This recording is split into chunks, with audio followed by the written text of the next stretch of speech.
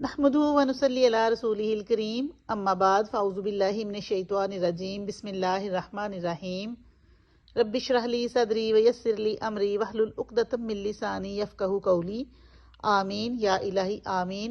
رب زدنی علما رب زدنی علما۔ سورۃ البقرہ آیت نمبر 50۔ وَإِذْ فَرَقْنَا بِكُمُ الْبَحْرَ فَأَنْجَيْنَاكُمْ وَأَغْرَقْنَا آلَ فِرْعَوْنَ وَأَنْتُمْ تَنْظُرُونَ۔ وَإِذْ فَرَقْنَا، وَإِذْ اور جب، فرقنا پھاڑا ہم نے، بِكُمُ الْبَحْرَ تمہارے لیے سمندر کو، بِكُم تمہارے لیے، بحر سمندر کو۔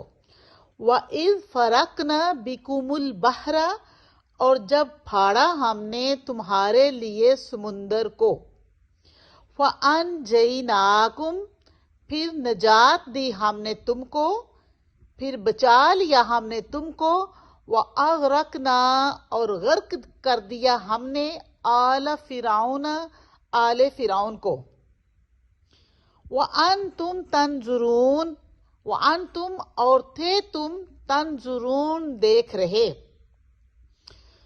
اور جب ہم نے پھاڑا تمہارے لیے سمندر کو، پھر ہم نے نجات دی تم کو، بچا لیا تم کو اور غرق کر دیا آل فرعون کو، اور تم دیکھ رہے تھے، یعنی تمہاری نظروں کے سامنے فرعونیوں کو ڈبو دیا جبکہ تم دیکھ رہے تھے۔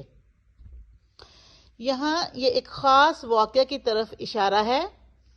اللہ سبحانہ و تعالیٰ نے موسیٰ علیہ السلام کو بھیجا بنی اسرائیل کی طرف تاکہ وہ بنی اسرائیل کو فرعون کے ظلم سے بچائیں۔ تو جب حضرت موسیٰ علیہ السلام بنی اسرائیل کا لشکر لے کے نکلے، 6 لاکھ کا لشکر لے کے نکلے فرعون سے بچانے کے لیے، فرعون اور اس کی قوم نے بھی ان کا پیچھا کیا، تو آگے سمندر آ گیا۔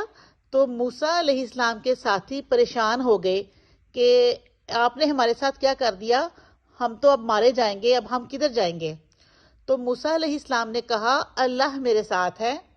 تو اللہ تعالیٰ نے موسیٰ علیہ السلام کی طرف وحی کی کہ یہ جو عصا ہے اس کو مارو۔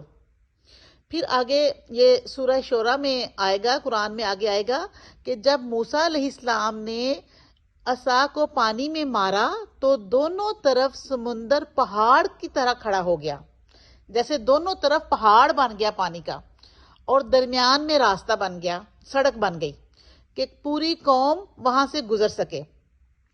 تو موسیٰ اور ان کے ساتھی بحفاظت وہاں سے گزر گئے۔ فرعون اور اس کی قوم نے جب یہ دیکھا کہ وہ لوگ سمندر میں سے آرام سے گزر رہے ہیں تو وہ بھی وہیں سے جانے لگ گئے۔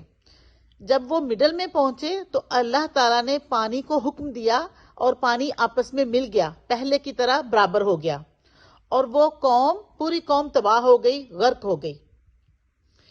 اور پھر وہیں پہ قرآن پاک میں مختلف صورتوں میں آگے آئے گا کہ فرعون نے پھر اس وقت اعلان کیا کہ میں ایمان لاتا ہوں موسیٰ اور ہارون کے رب پہ، یعنی جب وہ غرق ہو رہا تھا، پانی میں ڈوب رہا تھا، تب اس نے اعلان کیا کہ میں موسیٰ اور ہارون کے رب پہ ایمان لاتا ہوں، بنی اسرائیل کے رب پہ ایمان لاتا ہوں۔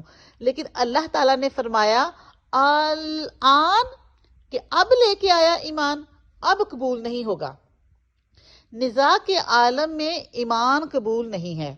جامعہ ترمذی میں حدیث ہے کہ موت کے غرغرے سے پہلے کا دین قبول ہے، اس کے بعد قبول نہیں ہے۔ تو اس سے یہ پتہ چلتا ہے کہ اللہ تعالیٰ جب کسی کو مصیبت سے نکالنا چاہتا ہے تو وہ ایسے ایسے اسباب پیدا کر دیتا ہے جو عام انسانی عقل میں بھی نہیں آتے۔ فرقنا بکم البحر یعنی تمہارے لیے سمندر کو پھاڑ دیا، سمندر میں سے راستہ بنا دیا، فَأَنْجَيْنَاكُمْ اور تم لوگوں کو بچا لیا، وَأَغْرَقْنَا آلَ فرعون اور آل فرعون کو غرق کر دیا۔ یہ بالکل عقل کے خلاف بات ہے کہ سمندر پھٹ جائے اور اس میں سے سڑک بن جائے، اس میں سے راستہ بن جائے، صرف ایک عصا کی ضرب سے پورا راستہ بن جائے۔ وہ عصا کا کمال نہیں تھا، وہ اللہ کا حکم تھا، اذن تھا، تو جب اللہ کچھ کرنا چاہتا ہے، اذا اراد شیئا ان یقول لہ کن فیکون، یعنی جب وہ ارادہ کرتا ہے کچھ کرنے کا تو کہتا ہے ہو جا، تو وہ ہو جاتا ہے۔ تو اس میں اللہ کی قدرت سمجھ میں آتی ہے کہ اللہ کے لیے کچھ مشکل نہیں ہے۔ وَأَنْتُمْ تَنْظُرُونَ، اور تم دیکھ رہے تھے۔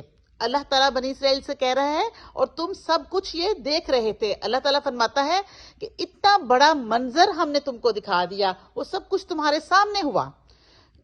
کجا کسی حادثے کے بارے میں سننا کہ ایسا ہوا تھا، کجا اس حادثہ کو اپنے سامنے دیکھنا، یعنی انہوں نے خود یہ منظر دیکھا کہ ان کو نجات دی ہے اللہ تعالیٰ نے فرعون کے مقابلے میں، اور فرعونیوں کو غرق کر دیا ہے۔